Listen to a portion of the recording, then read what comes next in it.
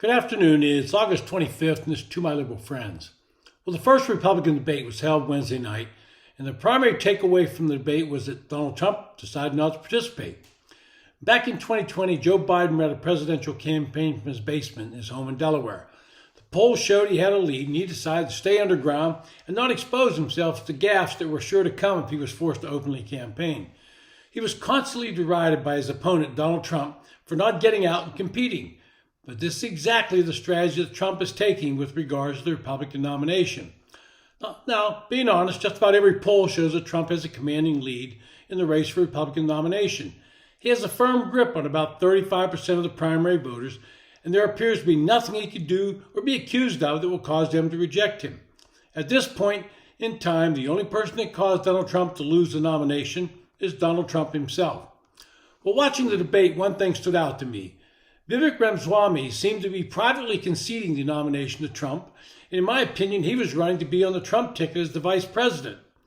He's flashy and has attracted some of the younger voters, but appeared out of his depth when it came to foreign policy. He was exposed by Nikki Haley for his lack of experience in this arena when she took him on for his opposition to Ukraine aid and his comment that the United States should end aid to Israel. And I thought Nikki Haley was one of the participants that helped herself the most. She was able to take on the former president and criticized him for adding trillions to the national debt. She made the point it would be difficult for Trump to attack Biden on that subject when he himself was guilty of prolific spending. She stood out by saying that Trump was probably not electable and, quote, "We have to face the fact that Trump is the most disliked politician in America," end quote. Well, I'm not sure I agree with her on that point, but she is correct that Trump has high negatives.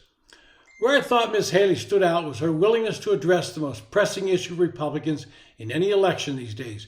She broke with the others to make a compelling case for Republicans to approach the divisive issue of abortion with more compassion and to leave the tough particulars to the states.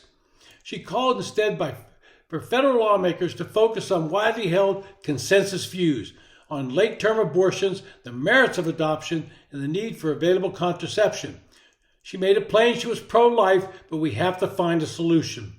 The person on the debate stage that missed Trump the most was Chris Christie. It's becoming apparent to me that his only role in the campaign is to be the attack dog going after Trump. And when the candidates were asked whether they would support Trump as a nominee if he were convicted of a crime, only former Governor Asa Hutchinson didn't raise his hand, although Chris Christie joked he was only wagging his finger. When the former New Jersey governor then called Trump's behavior beneath the office of the President of the United States, he was drowned out by a round of boos from the audience.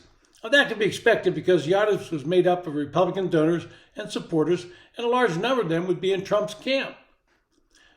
I would have to say the candidate that most disappointed me was Ron DeSantis. He sounded like a leader when it came to Florida and his vision for the country, but he couldn't muster conviction on any of the controversial issues of the day.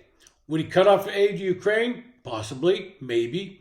Does he support a national ban on abortion? Hard to say. Most painful was watching the governor scope out all his opponents before sheepishly raising his hand in response to the question whether he'd support Mr. Trump if he won the nomination and was convicted of a felony.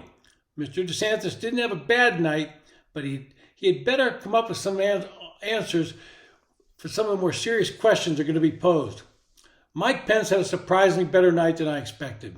He openly addressed the abortion issue and endorsed a national abortion ban of 15 weeks. It was pointed out that it would never pass in the Senate, despite polling that shows the public thinks there should be a ban sometime near 20 weeks. In a recent Gallup survey, 55% of Americans, including 52% of women, said abortion should be generally illegal in the second trimester, and those numbers jump to the 70% range in the third trimester. It would show that it is the Democrats that are on the extremists on this emotional issue. It would also reinforce exactly what Roe v. Wade said.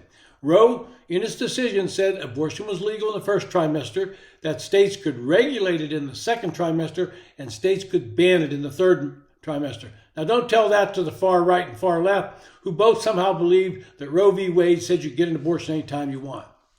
Well, we need to start thinning this field, and I think Doug Burgum, Asa Hutchinson, Larry Elder, Will Hurd, Perry Johnson, and Francis Suarez should acknowledge they don't have a broad base of support. Only Burgum and Hutchinson made the stage, and Burgum did it by buying support, offering $20 back for a $1 donation to meet the threshold set by the RNC. All of these candidates should now admit they're not going anywhere and only treading water. The question of supporting the nominee, if it's not you, is a particularly important question for me. I'm a Republican, and I want to elect Republicans in general elections. I want Republicans out there helping other Republicans. I was a bit dismayed at how some of them were not fully committed to supporting the candidacy if it turns out to be Donald Trump. I liken them to Donald Trump himself, who would not make the commitment. If it were up to me, all of them failing to make the commitment, including Trump, would be told to find another party to run in. This has been To My Liberal Friends.